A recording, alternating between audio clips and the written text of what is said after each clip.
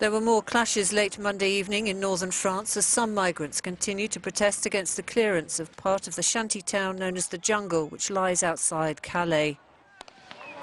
Riot police were on hand even though dismantling the camp was temporarily suspended Monday afternoon. It's set to resume today.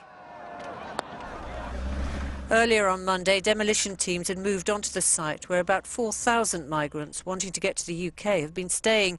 The action by the French authorities follows a court ruling. Several arrests have been made. Some of those detained are activists from the UK-based No Borders group. Save the Children have criticised clearing the camp, saying it will make what was already an appalling situation for children even worse.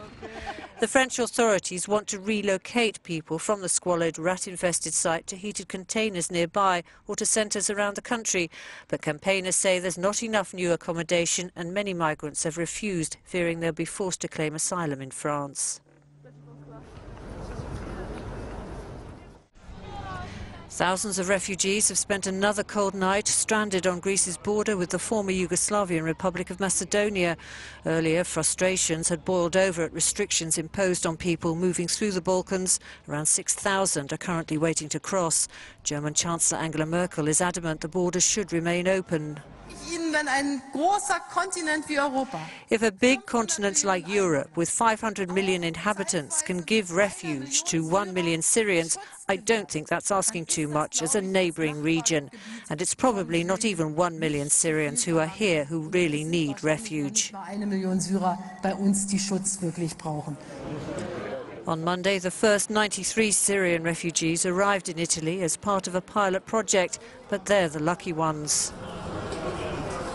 European Union President Donald Tusk is visiting Austria and other countries along the Balkans migration route this week, seeking to heal deep divisions over how to deal with the biggest humanitarian crisis in decades. Donald Trump may be looking stronger than ever as he goes into Super Tuesday, but his popularity among Republicans continues to be dogged by controversy. His rally in Virginia was disrupted by protests against his failure to denounce the endorsement of a Ku Klux Klan leader. Get him out. Once again, he turned it to his own advantage. Out, get out, out. When you think of it, hey, honestly, look, we're all together. Believe it or not, we're going to unify this country. This is not a unified country. We're going to bring this country together. On the Democratic side, Hillary Clinton, who's topping her rival, Bernie Sanders, by a comfortable 17 percentage points, has been at pains to present herself as the voice of reason, in contrast to the mudslinging among Republicans. What we can't let happen is the scapegoating, the blaming, the finger-pointing that is going on the Republican side, which not only sets a bad example, which, as the congressman said, at least my mother would have said, stop it, but it really undermines our fabric as a nation. Super Tuesday is so called as 11 states vote on the same day to choose a presidential nominee. It's often seen as a sink-or-swim moment for candidates, particularly this time round among the Republicans, who still have 5 people in the race. The United States says it considers the refugee crisis in Syria to be a global problem. Speaking in Washington after talks with his German counterpart, the U.S. Secretary of State John Kerry said he was concerned the Syrian government was creating obstacles to block aid deliveries. And I want to be clear that the United States considers the refugee crisis to be global. The impact first was felt, obviously, by Jordan and Lebanon and Turkey, and they've borne an unbelievable burden in the course of these 4+ years of war. Kerry also said alleged violations of the break-in hostilities will be investigated, but added there's no evidence to suggest it will destabilize the fragile peace. Meanwhile, aid trucks carrying non-food items such as blankets have entered Muadamiyah, a suburb of Damascus, under siege by government forces.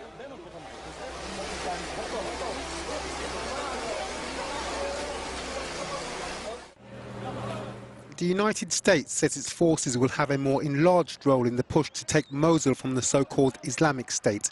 The Iraqi army is mobilizing troops to prepare for an offensive to retake the city. Part of this help from the US will include more logistical support and also cyber attacks, which the Defence Secretary said were designed to prevent ISIL from commanding their forces. Alrighty.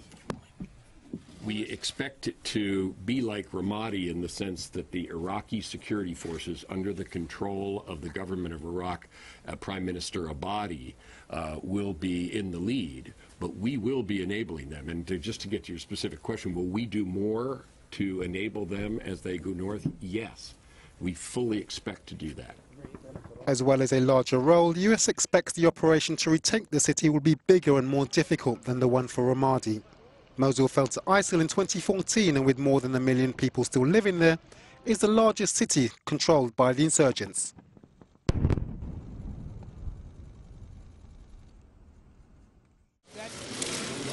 It's being described as a blow to Iran's conservative Islamic establishment.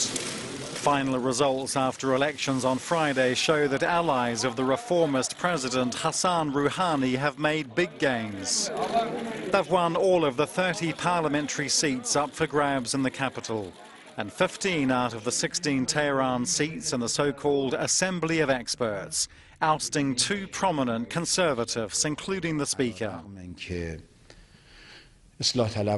This newly elected reformist deputy told Euronews even though a big majority of well-known reformers were not able to stand or were disqualified, they've shown they're flexible and able to adapt to the situation and propose new faces. People had a good memory of the reformist period and Mr. Hatami, and they've expressed their confidence in the whole reformist movement, he says. Commentators say the results could mean Iran will further its new ties with the West after the recent nuclear deal that resulted in sanctions being lifted. However, despite the gains by Rouhani and his allies, the Conservatives remain in power overall due to the 2-tier system of clerical and Republican rule. Our correspondent says we can say the result is a victory for the reformers and the moderates. As well as supporting the policies of Rouhani's government, the new parliament can also embark on economic and political reforms and open up even further relations with Western countries and attract investment in Iran. Euronews, Tehran.